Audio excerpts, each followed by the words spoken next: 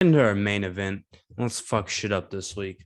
Let's fuck shit up this week. I love that. We got our boy Edson Barboza coming at 22-9.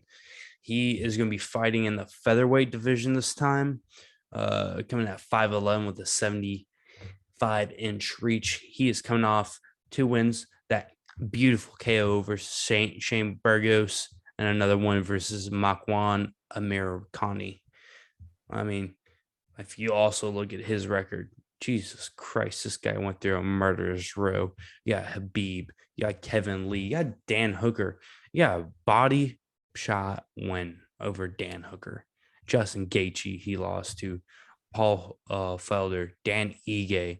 Dude, this guy went through the who's who of both divisions, and we still think he got it. We still think he has some juice. Friend of the show, by the way. And then on the other side, we got Giga, the Ninja Chikadze, coming at 13-2. This kickboxing expert is coming at 6 foot, a 74-inch reach. Quite big for this division, as well as Edson. But, this guy, I don't think he's lost since he's been in the UFC. And he's known for his Giga kick to the fucking liver, where I called that wrong against Cub Swanson earlier this year. RIP to that bet. But Zach, go ahead. Well. Looky where we are. The main event. The tables have turned. The tables have turned. Oh, man. I was still not standing with complete certainty as you were reading the statistics and the records right there. I was still not 100% sure who I was going to pick. Excuse me. I think that this is about as close of a fight as is in existence. I think this is a really great match to make because both of these guys' strong points, both of their, areas of strength is in kickboxing. Both of them are stand-up fighters. Barboza might be the hardest kicker in the entire UFC promotion. But you look at, I just got to note that I picked Giga for the Cub Swanson fight, and I did some pretty extensive research because I had never heard of the guy. And for what he lacks in mixed martial arts record, he makes up for in professional kickboxing record. Kind of like an Israel Adesanya type. He kickboxed a ridiculous number of men. So I think where everybody sees Barboza finding this revival at 145 that he didn't have at 155, it's because he's got a strength advantage over a lot of these guys, and he's just pummeling them almost. Not in terms of wrestling, not in terms of up-close combat, but just those kicks are deadly, man. Calf kicks, thigh kicks. The striking with the hands is it's not shabby either. But I think I got to go with my gut. I think a lot of the picks that I've fucked up in the recent memory have come with me trying to talk myself out of my gut. And my initial reaction and response to this fight was, I'm going to go with Giga. I think where Giga is an expert, Barboza is also an expert, but Giga did it way more times. I think he's got a way more diverse arsenal. I'm not calling Barboza a one-trick pony by any means, but I think Chikadze's arsenal is loaded, and I definitely see him inflicting some damage in this fight. Even if he doesn't secure a knockout or another finish, I'm going with Chikadze, and I think this fight's going to be a banger. I'm going to let you pick up where I shit the analysis bed, but. All right. Like you said, I think both are excellent kickboxers. I think they might be the best two kickboxers at 145, almost no doubt in my mind. I do think that, the leg kicks of Barboza are going to get to Chikadze. I think that he has probably some of the best leg kicks in the entire UFC outside of probably Justin Gaethje. And then he couples that with a spinning back kick where he's knocked out multiple people and also a nice flying knee. His handwork also superb. But his real calling card is his legs. Giga Chikadze, on the other hand, is known for that liver kick, which he puts people down with like nothing you've ever seen. I mean, it's preposterous how hard he kicks these folks' livers. And he's very strategic in that. And he knows what he does. He switched Southpaw to Orthodox a bunch of times to pull you in and try to entice you to come in and switch stances to where he can target that liver. And he's very, very good at it. I mean, you get caught slipping once, he's going to slip that, and it's going to cripple you. Just go on YouTube and Google, Giga kick, and you'll find it plenty of times.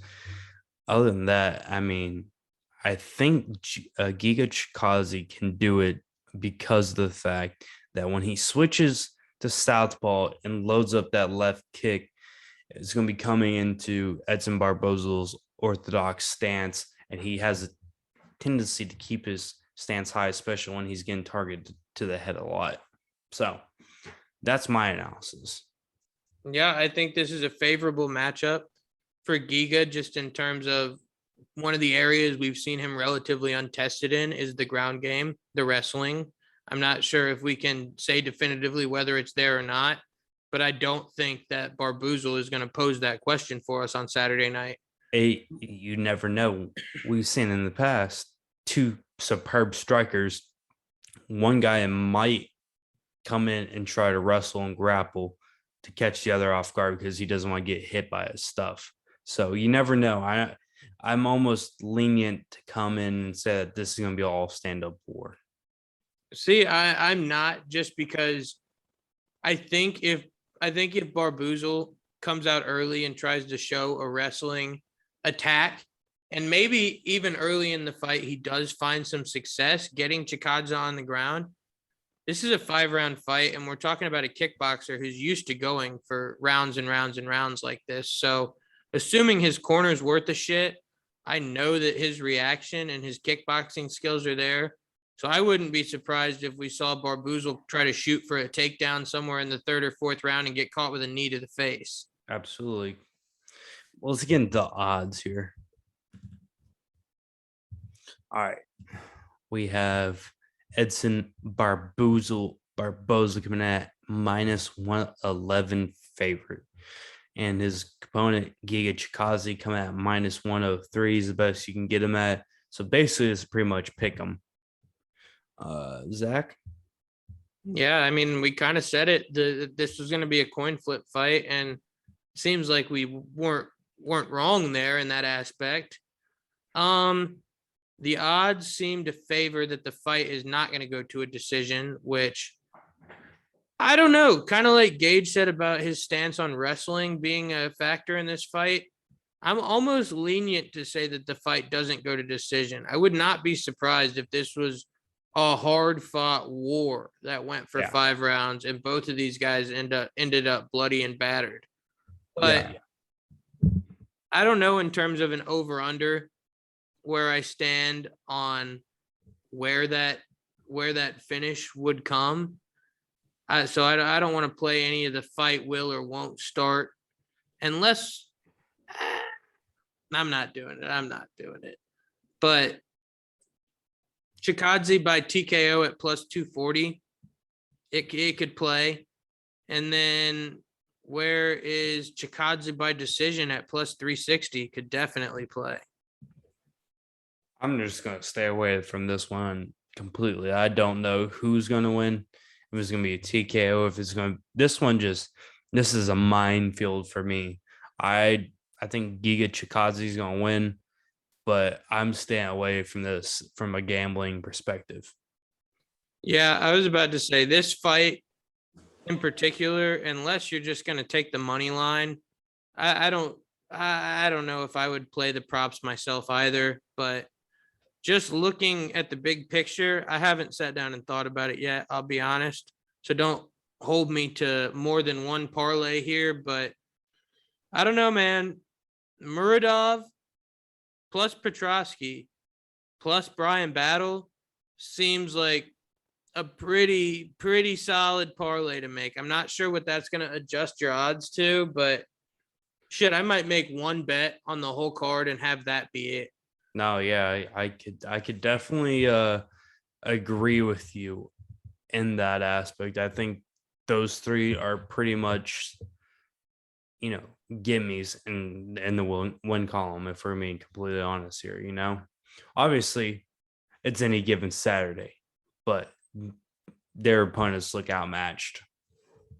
Yeah, I think that's all we really have for the UFC Vegas 35 breakdown, unless you'd like to add anything on the end of that. Maybe something a little bit beefy.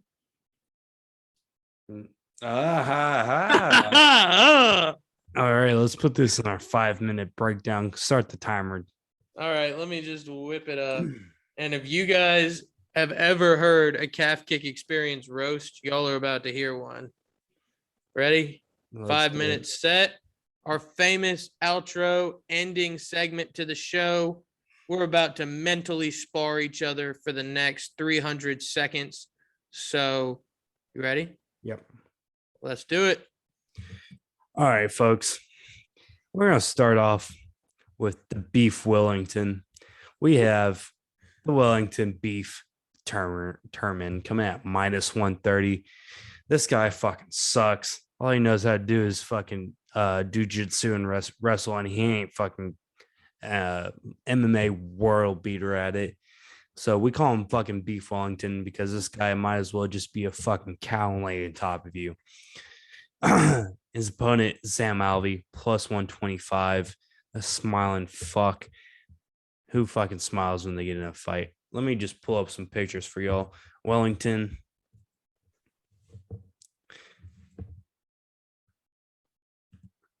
Look at him. This ugly motherfucker. Look, he fought the fucking Joker. And then there we go. This smiling fuck. Look at this. Look at this. Zach, would you like to continue with the roast? I don't know if I have much else other to say than that, if we're being honest.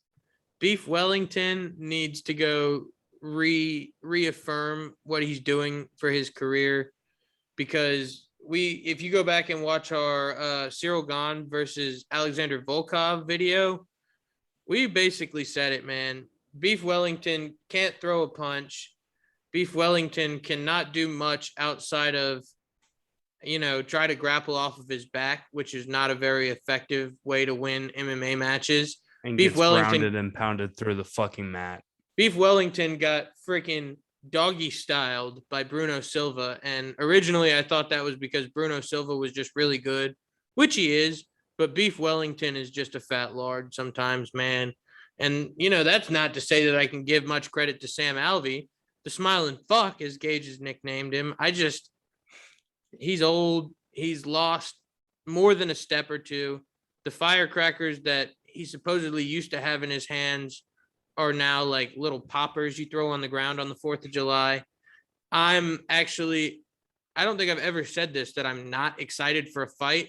I almost would reckon that this would bring sort of disgrace to the UFC banner, because I just don't know, man. Are they going out there to have a tickle fight or a mixed martial arts match? Is this a freaking teenage girl sleepover with a pillow fight included, or a freaking fist fight? I don't know. Maybe we'll get something cool out of this. Maybe Beef Wellington will choke Sam Alvey's head till it pops like a pimple, but it seems that the smiling bastard will live to fight another day, if you ask me. Oh my God. Now, on a more serious note, on a more serious mixed martial arts direction, 185 is now a quite interesting situation with the reemergence of Jared Cannonier. I think it's pretty much determined that Izzy and Rob have business to do together. Whitaker versus Adesanya 2 is going to happen hopefully at some point next year. But what do you do with Cannonier at this point, man? Is he A, automatically the number one contender now because he hasn't fought Izzy? B, he gets the winner or the loser of Vettori versus Costa? Or C, he gets the winner or loser of Brunson versus Till? Where do you stand on that one? I think he gets the winner of Brunson versus Till. I know Costa was supposed to fight him, and I think Costa would have won it. So I just don't think Cannonier's that great, to be honest with you. I mean, I don't think he's an elite. I think Darren Till's definitely better than him. I think Derek Bronson's better than him. I think Costa and Vittoria better than him. I definitely think Whitaker is better than him. I think he's like the sixth guy in the division. You know, I don't know. I think he's maybe as good as Derek Bronson. Yeah, He's I a agree. gatekeeper at best. I think Cannonier versus Till would make for an interesting stylistic matchup at this point. And, on the off chance Cannonier can beat Till, I don't think he can. I'll just be upfront about that. But Izzy's very keen on, I don't want to do rematches anymore. I want to fight guys I haven't fought yet. So I think he's eyeing Till to be in that title fight here in the near future. And I think if Cannonier can get over on him, they haven't fought either. So that's not completely out of the picture either. Yeah, I mean, I think Izzy has a claim is going to have a claim to fame in that middleweight division for a long time because it just doesn't have the up and comers. I mean, Vittori, yeah, he made his way up through pretty quickly, but that was it. There's nobody else. Shabazian got shut down. Where's Izzy's up and coming opponents? I don't know. Kevin Holland, maybe. No, he got beat twice. Yeah, I don't know. I mean, maybe Chimaev moves back up, but that just seems unlikely at this point as well. Does he have another fight coming up soon? Chimaev? Yeah. Fights the Leech on the UFC 266 card. He's the featured bout. He's going to demolish the Leech. That Chinese fucking bastard is going to get his shit kicked in by the fucking Middle Eastern. I'll tell you that right now. I'm fucking been the house. You absolutely cannot say that. So I think that's going to wrap up another less than serious edition of the Calf Kick Experience. I'm Zach Gleason. That's Gage Handball, and we're signing out.